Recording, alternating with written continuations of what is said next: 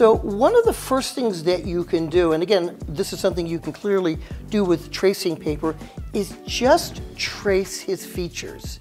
And this is both valuable and completely not helpful at the same time, and we're going to show you what's good and bad. So what I'm going to do is trace over his features here. Okay. And what you're going to see in the tracing process is that the features that make up our face really aren't the features that make up who we are. We are somehow more than the sum of our facial features.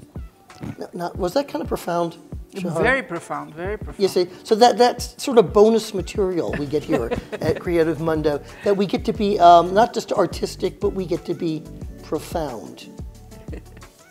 So I'm just going to rough in the lines. And again, the sort of lesson here is you can get the facial features correct, and the puppet still won't look like the person.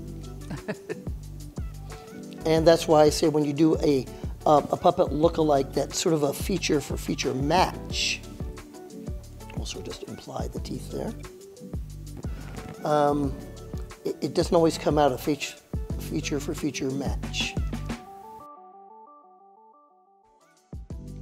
Hey Curious Mondo fans, thank you for checking out our YouTube channel.